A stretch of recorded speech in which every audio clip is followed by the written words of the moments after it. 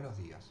Esta es la clase número 6 del módulo 9 del curso Uso de herramientas informáticas para la recopilación, análisis e interpretación de datos de interés en las ciencias biomédicas.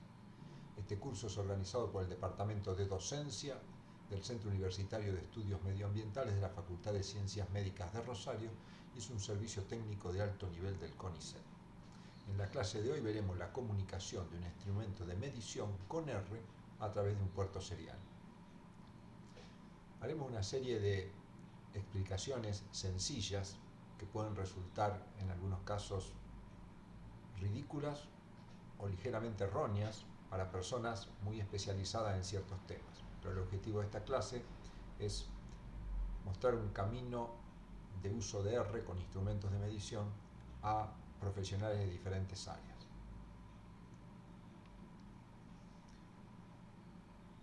En la ciencia, habitualmente, en uno de los extremos, tenemos una variable a medir y en la otra punta del proceso queremos obtener información. Queremos generar conocimiento entre la variable medida y la salida de esta información. Cuando medimos una variable, podemos dividirla básicamente en dos tipos. Como venimos estudiando a lo largo de este curso, la variable pueden ser valores discretos, factores o variables categóricas. Por ejemplo, el sexo de un animal, ¿es macho o es hembra? A esas variables, cuando las manejamos desde el punto de vista electrónico, normalmente las llamamos variables digitales. Pueden tomar ciertos valores y no otros, y en este caso, por ejemplo, es macho o hembra, podríamos asignar a macho el valor 0, a hembra el valor 1. Esta variable tendría valor 0 o 1. En cambio, otras variables son variables continuas, como por ejemplo el peso corporal. Siempre entre dos pesos habrá otro valor de peso, aunque el dispositivo de medida no lo logre medir. Estas variables las llamamos continuas y las manejaremos ahora como lo que llamamos variables analógicas. Uno de los inconvenientes de los investigadores, de los profesionales, es cómo medir esta variable y generar la información. Por supuesto que R ya ha mostrado ser una herramienta clave para solucionar este problema. Pero en general, hasta ahora hemos trabajado generando la información a partir de los valores ya medidos. La cuestión es ahora cómo R puede actuar en el proceso entre la variable a medir y la información cuando todavía no ha sido obtenido el valor. Esto es una simplificación, pero en general, cuando tenemos una variable a medir, esa variable es tomada de alguna manera por lo que llamamos un instrumento de medición que genera una señal. Esa señal puede ser de diferentes tipos. Hablando de un instrumento de medición electrónico, esa señal va a ingresar a una computadora y una de las formas de ingreso, al menos la conocida por los docentes de este curso, la que vamos a ver en este módulo, es el puerto serial de una computadora. Una vez que esa señal haya ingresado al puerto serial de la computadora, la dirigiremos hacia R y R generará la información. Como dijimos, esa señal puede ser analógica o digital, pero el puerto serial de una computadora necesita señales de tipo digital. Por lo tanto, si la señal fuera de tipo analógica, necesita ser digitalizada para ingresar. Y esa señal ingresa en una unidad de información que se conoce como bit. Vamos a tratar de dar una interpretación de qué es esta unidad de información. Un bit, como dijimos, es una unidad de información digital que puede alojar solo dos valores, un 1 o un 0. Hagamos una analogía para tratar de comprender. Supongamos que una persona mira una taza con café y para eso, para mirar y entender qué es lo que está ocurriendo, utiliza como sensor su ojo y algunas partes del cerebro que procesan la información.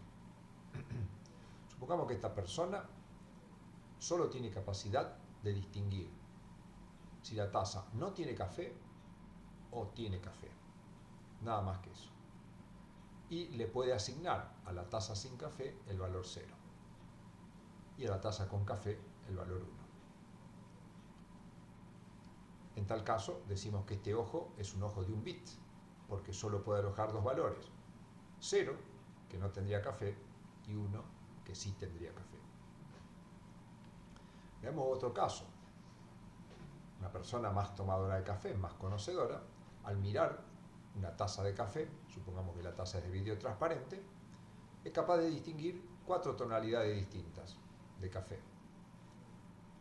Si no tiene café, le asigna, por ejemplo, el valor 00, si tuviera un poquito más, 01, si tuviera un poquito más, 10, y si fuera más intenso, 11. Distingue 4 tonalidades. Con estas combinaciones lo puede hacer teniendo 2 dígitos a los que asigna 0 y 1. En este caso diríamos que el ojo de esta persona es de 2 bits y puede alojar 4 valores. Como dijimos, 00 no tiene café, 01 un poco, 10 un poco más y 11 máximo. Acá tenemos un tomador de café que es capaz de distinguir 8 tonalidades distintas. Para poder expresar el contenido de café en bits, necesito 3 bits. Sin café le asigno 0, 0 y 0, y así voy haciendo las combinaciones posibles. Si tiene un poquito más de café va a ser 100, 010 y 001. Si tiene más, 110, 101 y 001, y la última combinación posible, 111. En tal caso decimos que tenemos un ojo de 3 bits y puede alojar 8 valores, que son estos que tenemos acá. Podríamos tener también una persona que es capaz de distinguir infinitos tonalidades y por lo tanto infinitas concentraciones de café, diciendo, bueno, es 0 si no tiene, es 1 si tiene mucho, pero puedo distinguir todas las tonalidades de café y decir si tiene un poquito más, un poquito menos, etcétera, etcétera, etcétera. Entonces, digamos, este ojo es analógico. Obviamente este ojo tiene más discriminación que lo que tiene el otro. Las señales analógicas son más discriminativas que las señales digitales, pero las computadoras usan señales digitales. Analicemos en conjunto los números que hemos visto recién. Si el ojo es de un bit, nos da dos valores, 0 y 1, dijimos. Un bit puede alojar un 0 o un 1. Si es 2 bits, un bit puede alojar el 0 mientras que el otro tiene 0, o bien 0 y 1, y así sucesivamente. Si fuera de 3 bits, tenemos 3 sitios para alojar 0 y 1, dándonos 2, 4 u 8 combinaciones posibles.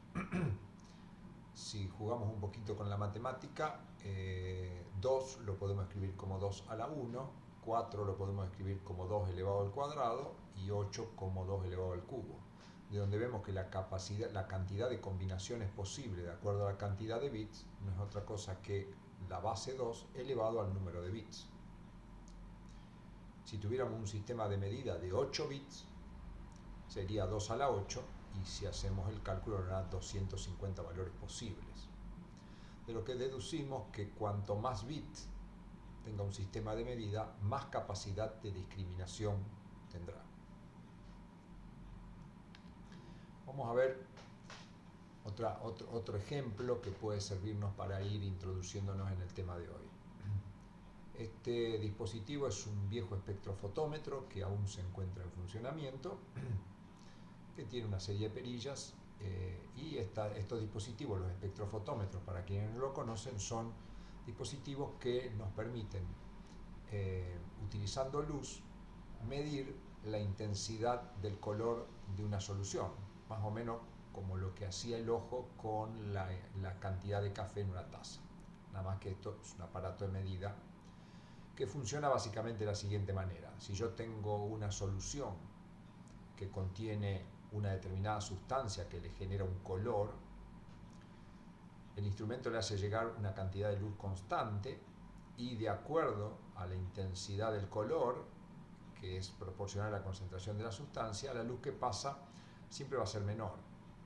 Esa luz va a llegar a un detector y este detector, a través de un sistema electrónico, genera una diferencia de potencial o un voltaje, es decir, genera una señal eléctrica que en este dispositivo se dirige a una aguja que cuanto más grande es el voltaje, más se mueve, y cuanto más chico, menos se mueve.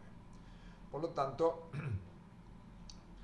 nosotros, en lugar de mirar la intensidad del color, lo que hacemos es miramos la deflexión de la aguja. Si tiene mucho color, se va a mover mucho, y si tiene poco color, se va a mover poco. Entonces no tenemos que estar mirando el color, sino esto. Este voltaje es una variable continua, una variable analógica, que se traduce ya sea en un instrumento de medida de tipo de aguja o podría ser un display, pero estamos frente a una variable de tipo analógica. En general, cuando medimos con un espectrofotómetro, lo que hacemos de una manera es enseñarle al espectrofotómetro a medir. ¿Cómo es esto? Habitualmente al espectrofotómetro yo lo enfrento con una serie de soluciones cuya concentración conozco y cuya tonalidad es capaz de ser medida por el instrumento. Como dijimos, cuanto más tonalidad tenga, mayor o menor podría ser de acuerdo con la configuración, mayor va a ser el voltaje generado.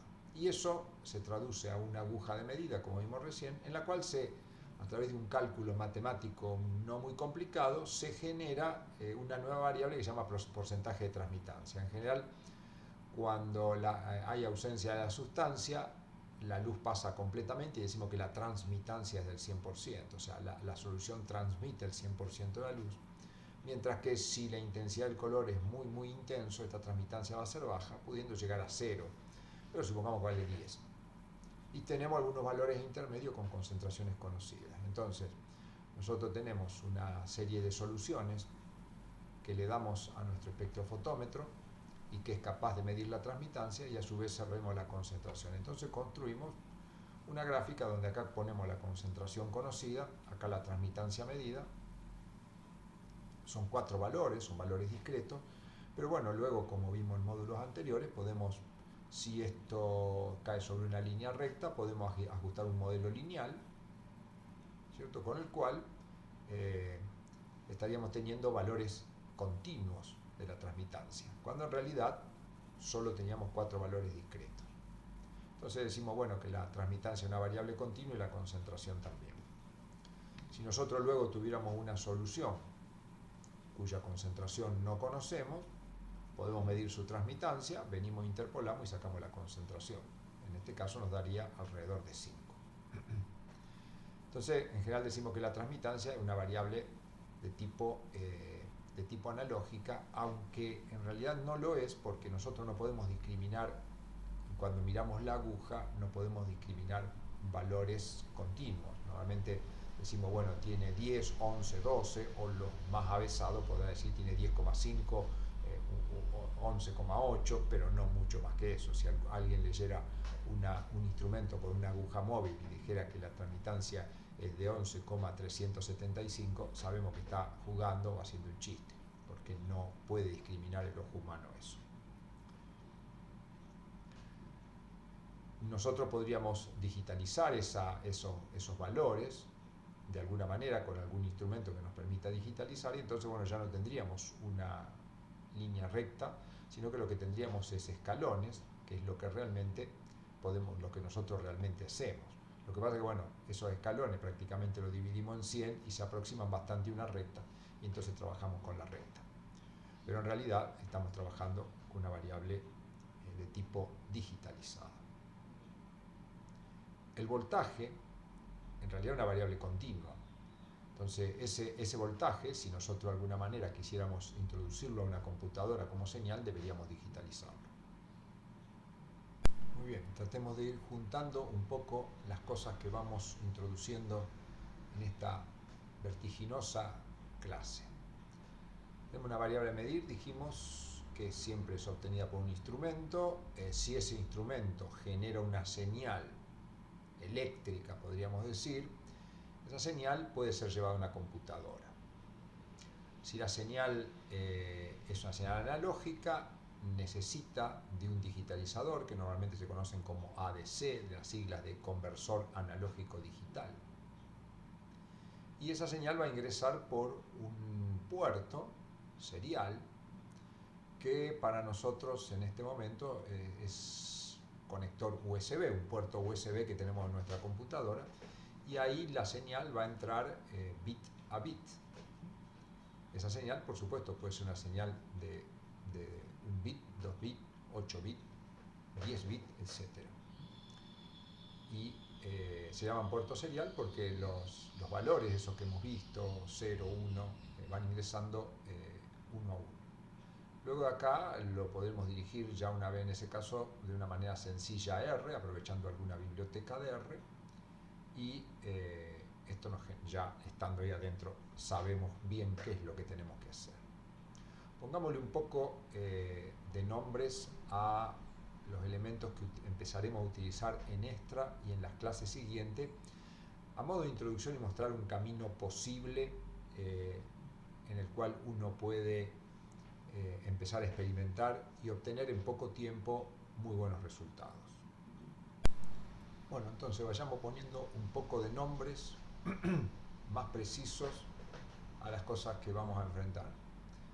A modo de ejemplo, la variable que vamos a medir son dos: temperatura y humedad ambiental.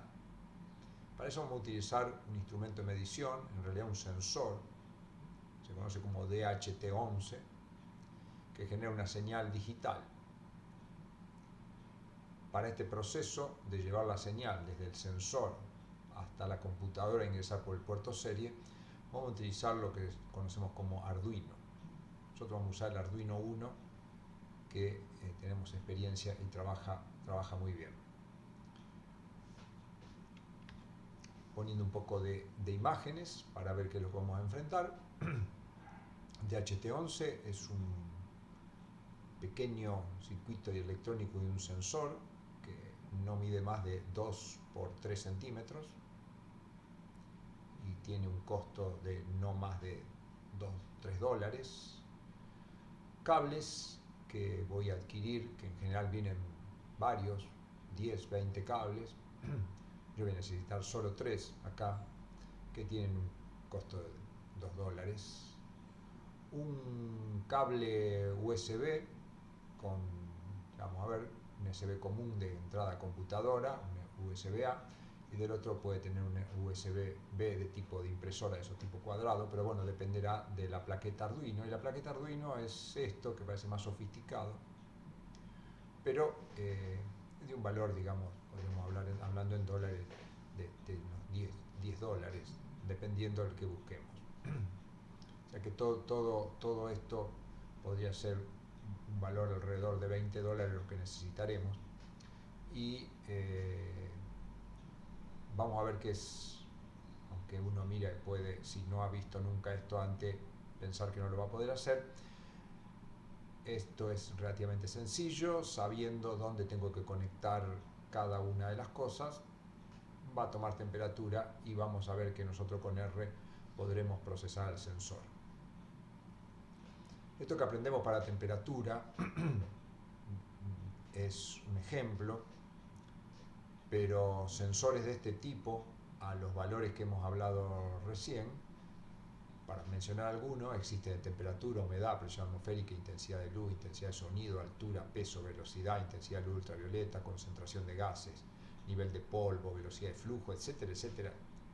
Prácticamente lo que uno quiera medir, existe un sensor que puede comprar a un costo muy accesible y que puede conectar siempre a esta plaqueta que envía la señal a la computadora, que es Arduino, que el que adquirimos para lo que va a ser este módulo es el mismo que podemos utilizar con todos los otros sensores.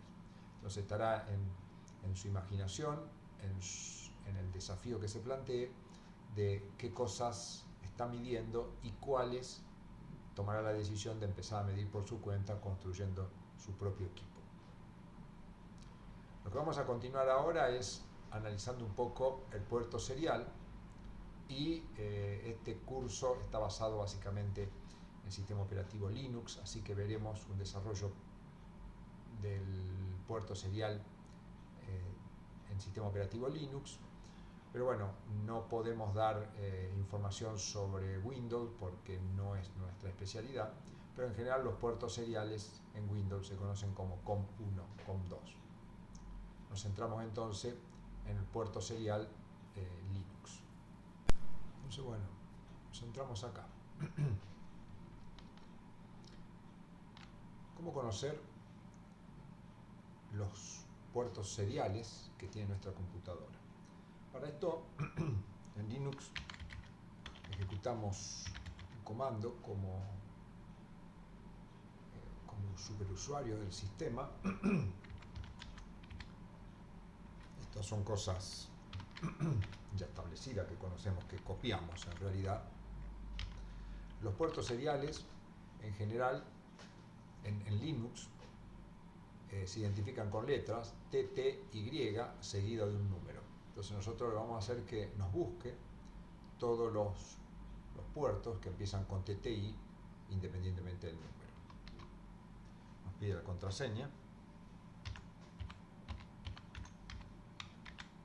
lo que estamos ingresando como superusuario, y acá nos va a hacer listado TTI 0 y TTI S0.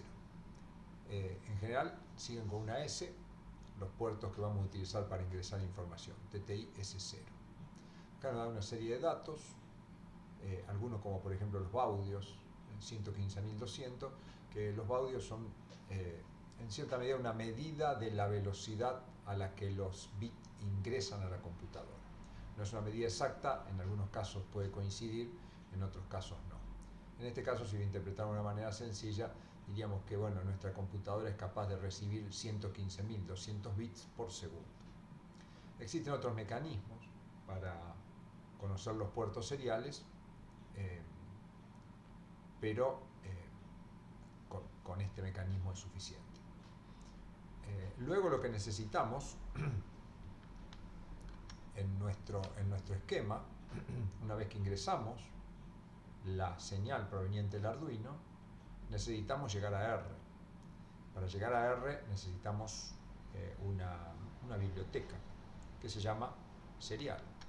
Entonces, si volvemos acá, arrancamos R,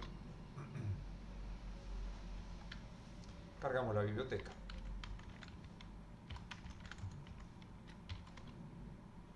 Y ahí ya tenemos la biblioteca cargada. Por supuesto, si usted no la tiene, tendrá que ejecutar, como ya sabemos. Yo no lo voy a hacer porque ya la tengo. La biblioteca.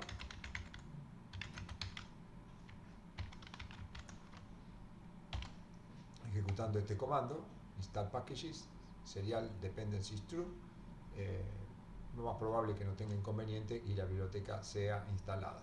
Con esto nosotros tomaremos la señal del puerto serial y introduciremos los datos en nuestro espacio de trabajo. Ya estando en nuestro espacio de trabajo es territorio un poco más amigable, aunque con el tiempo se va dando cuenta que el territorio más amigable es el de Arduino por lo bien desarrollado y la cantidad de ayuda que va a encontrar en internet para resolver los problemas.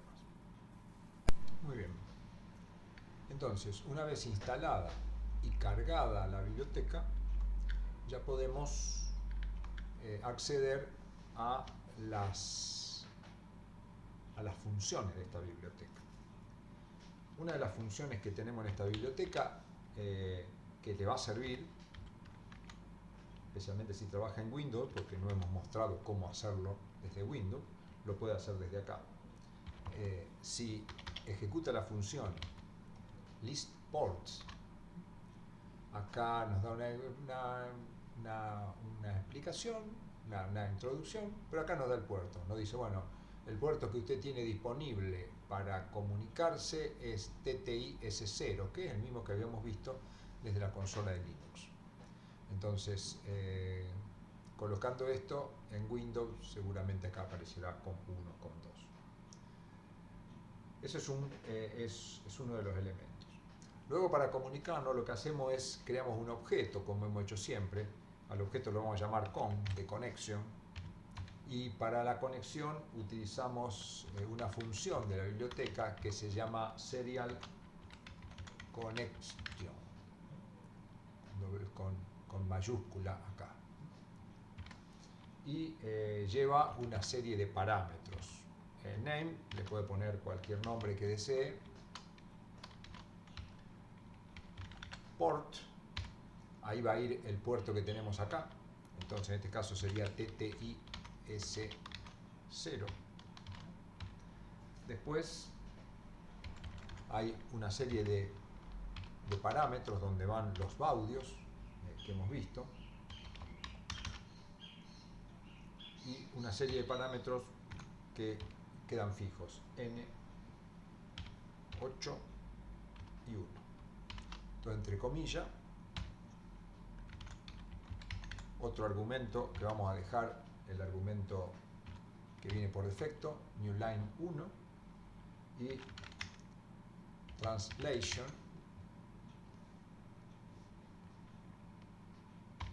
igual, entre comillas, va CRLF, que es el valor por defecto.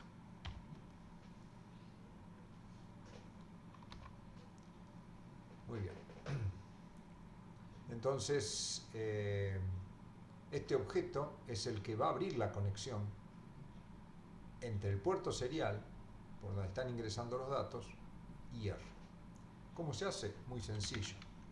Colocando open y el nombre del objeto que le habíamos pedido abrir la conexión, y ahí ya no nos dio error, quiere decir que lo que está haciendo R es comunicarse por el puerto serial. Por supuesto, en este momento no tengo nada conectado.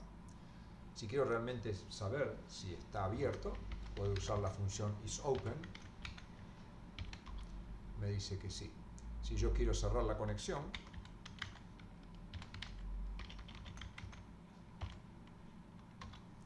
si ahora me fijo si está abierto, es false. Volviendo a nuestro esquema, ya sabemos con qué vamos a hacer la práctica: un sensor de temperatura de fácil adquisición en el mercado local, cables macho o hembra de conexión de 10, 15, 30 centímetros, lo que desee, son económicos, un cable USB que habrá que ver qué puerto tiene Arduino. En general Arduino 1 tiene un puerto USB-B, el cuadrado tipo impresora, y el otro un puerto USB de computadora común.